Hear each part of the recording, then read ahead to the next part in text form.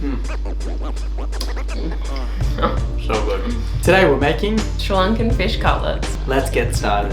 For about 18 cutlets you'll need 1 brown onion and half a lemon, 2 sprigs of curry leaves, which are about 25 leaves, 4 small potatoes or 2 large ones, 1 425 gram can of tuna in spring water. You'll want to make sure it's stored in spring water rather than oil, as this will affect the taste. 3 to 4 small chillies, 1 teaspoon of cumin seeds, 1 teaspoon of salt, half a teaspoon of pepper, 1 teaspoon of coriander powder, 2 tablespoons of Sri Lankan curry powder. We suggest using Jaffna curry powder for the best flavour. Half a cup of plain flour and 1 cup of breadcrumbs. Avoid breadcrumbs that are too powdery. Panko could also work well for extra crunch. To start, peel and chop the potatoes into 2 cm cubes and get them boiling for about 10 minutes or until you can pierce them with a fork. While these are boiling, dice 1 onion and place it into a large bowl. Chop your curry leaves by first taking them off the stem. The easiest way to chop these up is by bunching them together in your hand and then roughly chopping them. Once you've done that, place them in the bowl. Then finally chop the chilies. Remove the seeds if you want to keep things mild, and then add them to the same bowl. Once the potatoes are ready, drain them and set them aside. Now open your can of tuna, drain it thoroughly and squeeze out any excess water. After that, tip that into another bowl and, taking handfuls at a time, squeeze out all of the excess liquid. This step is really important, as any liquid in the tuna will lead to soggy cutlets that won't hold their shape. Then add it to the large bowl. Now you can assemble your mixture.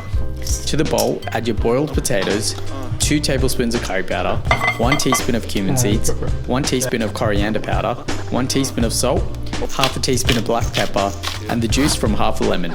Start by mixing with a fork, but don't be shy. Get in there with your hands to make sure everything's well combined. At this point, it's really important to test your mixture to make sure that it's seasoned correctly.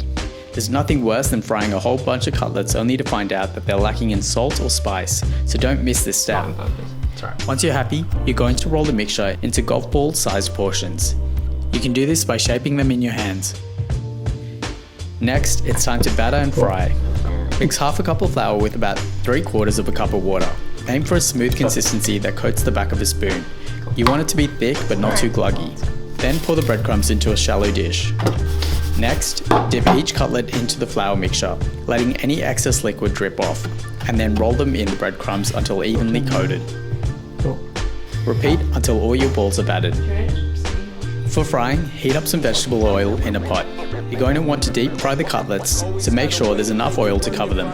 Set out a wire rack to the side for the cutlets to be placed on once they're finished frying. This will ensure they stay crispy.